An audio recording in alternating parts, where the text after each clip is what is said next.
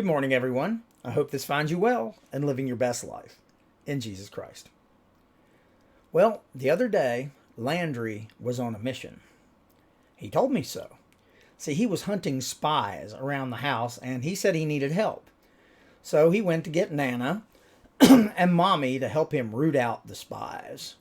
With single-minded intensity, he searched all around our house for these imaginary bad guys, looking in places no one could possibly hide, and then assigning his assistants to search in places such as under the rugs and in the microwave.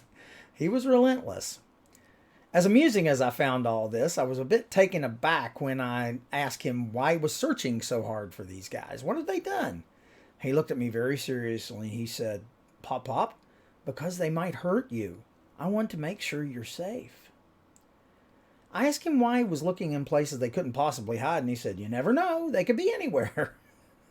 He was obviously pretty concerned about this. You see, in his mind, he'd created these imaginary evil guys who were going to hurt him and those he loved, and it was up to him, and only him, to stop them.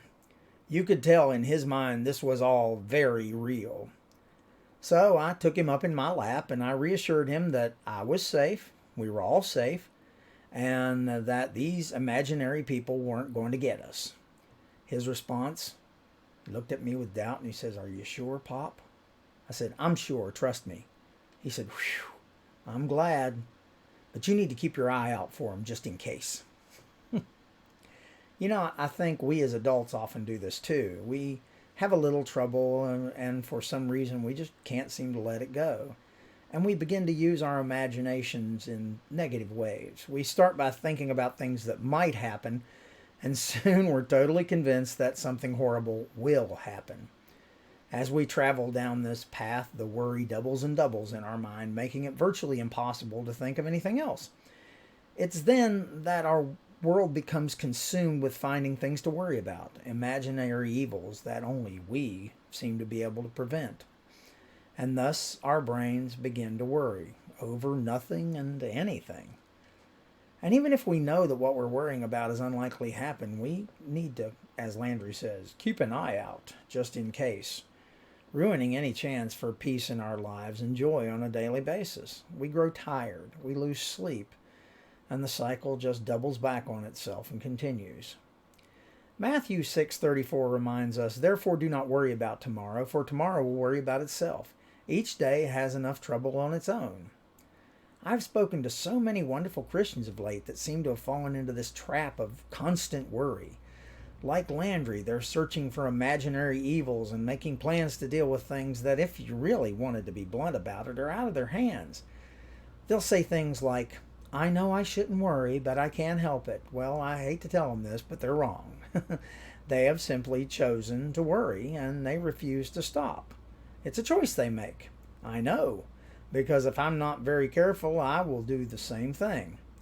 I will admit, though, that it's a hard habit to break. If you're in one of those cycles, I encourage you to stop and remember a few things today. First of all, most of what you're worried about is just in your mind.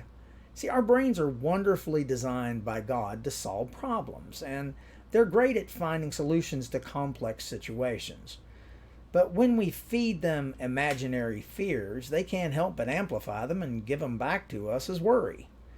See, if we feed them garbage, they give us garbage back in return. So the first thing I suggest is that you stop feeding the beast of a worried mind. Second, it's really not all up to you. Everything you're really worried about is not in your hands. God is in control. And in the same way that I reassured Landry that everything was under control and we were safe, he is constantly reassuring us that he is in control and that we are safe in his arms. Third, Satan just loves a worried Christian.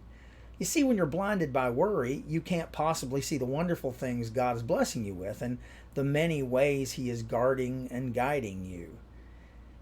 It blocks our ability to pray sincerely and fervently. It stops us from worshiping the way we should. See, all you're really doing is ruining your day and your sleep when he is constantly raining grace down upon us every single minute of our lives. See, Satan loves it when we're blinded to the things of God by our own imaginations, and it just plain steals our joy. So today, if you're in one of these cycles of worry created by your own imaginings, I encourage you to stop looking under rugs and in microwaves for imaginary problems. Stop acting like it's all up to you, because it's not. And please stop acting like it's okay to worry. It's not. It shows a lack of faith and trust in the one who can and will handle the situation. He can and will also help you stop this cycle of worry if you are sincere about wanting to stop it. Yeah, there are real troubles in our life, and yeah, we're expected to do what we can about them when they happen. But really, in the end, the best way to deal with it all is to pray and to trust that the Lord will handle it as it comes. Or as Mom used to say, just don't borrow trouble. Psalms 146:6 reminds us that He is the maker of heaven and earth, the sea, and everything in them. He remains faithful forever. Faithful forever.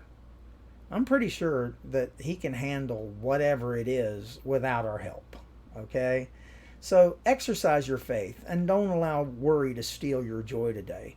Pray and ask Him to take this away from you.